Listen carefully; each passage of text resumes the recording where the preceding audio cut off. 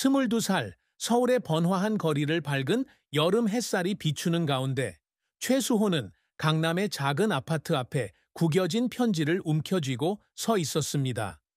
떨리는 필체로 쓰인 그 편지는 그가 평생의 사랑이라고 불렀던 그녀에게 보내는 마지막 고백이었습니다.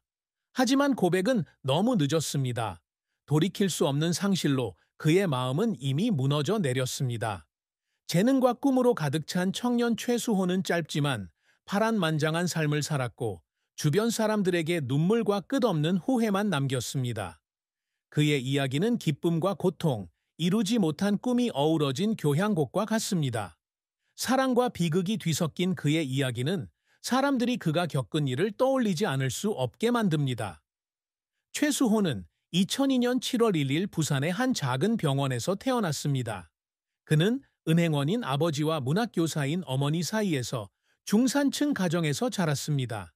어린 시절부터 수호는 예민한 마음과 예술적인 영혼을 지녔습니다.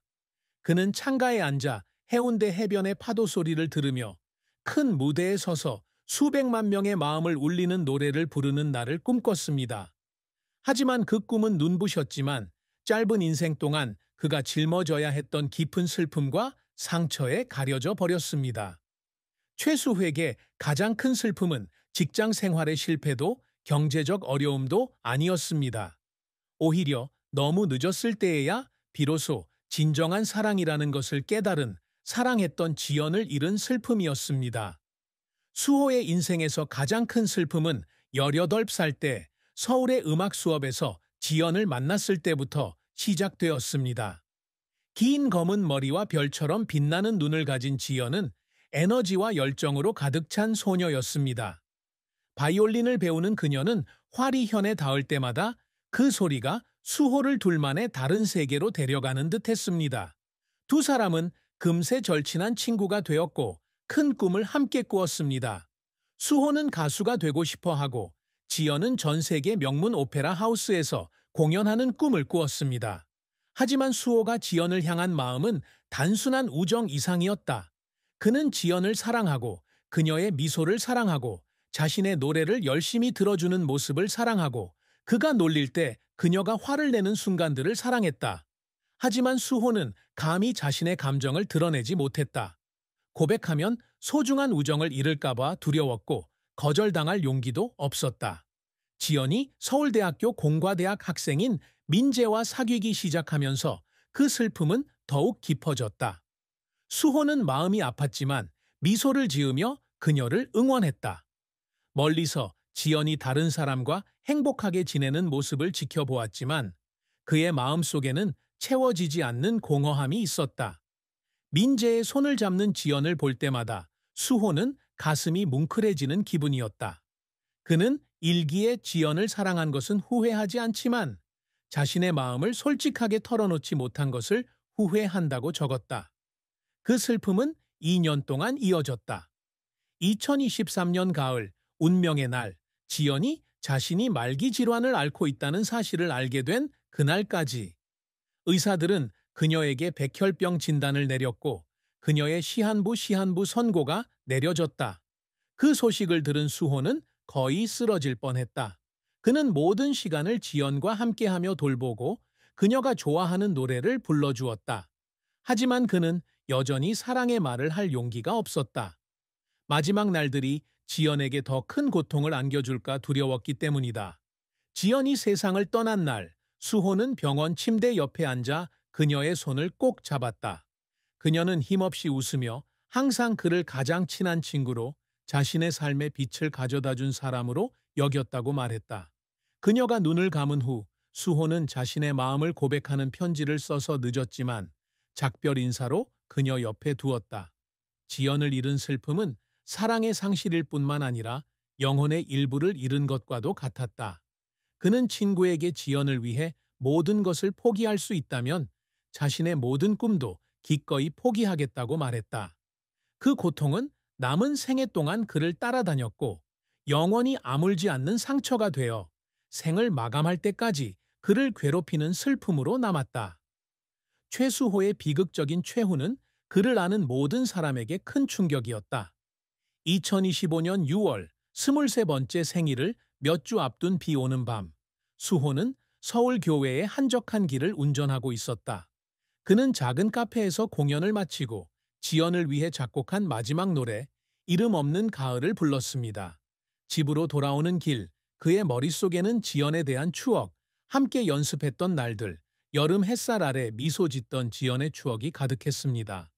비가 쏟아져 시야가 흐려졌고 순간 정신을 차린 수호의 차가 길가의 고목에 충돌했습니다. 그는 현장에서 사망했고 주머니에 지연아, 사랑했어. 어디에 있든 항상 사랑할 거야. 라는 마지막 말이 적힌 편지를 남겼습니다.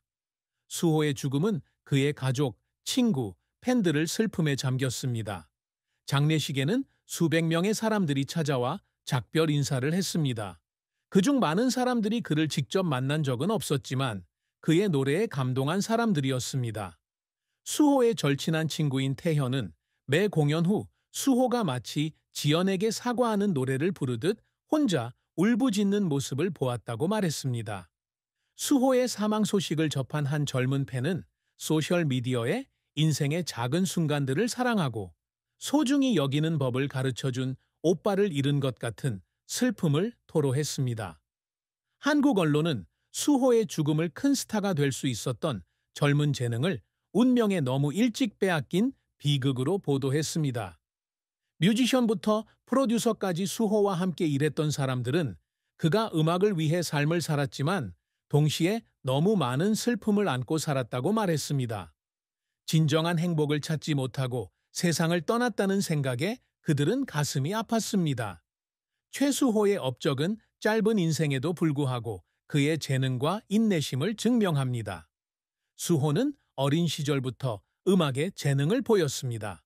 10살 때 한국 록밴드 넬의 공연을 보고 기타를 배우기 시작했습니다.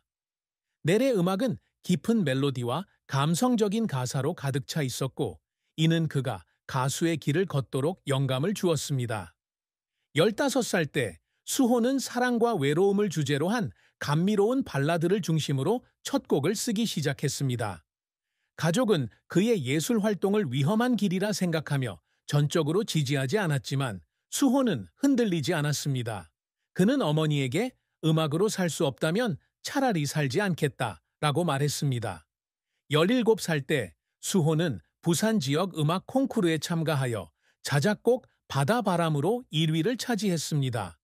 바다 앞에 선 한 남자가 이루지 못할 사랑을 꿈꾸는 이야기를 담은 이 곡은 심사위원들을 눈물 짓게 했습니다. 이 상은 그를 서울로 데려왔고 그는 소규모 엔터테인먼트 회사와 계약을 맺었습니다.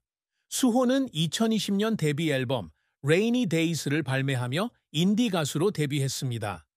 이 앨범은 상업적으로 큰 성공을 거두지는 못했지만 음악 평론가들은 진솔함과 감정의 깊이를 칭찬했습니다.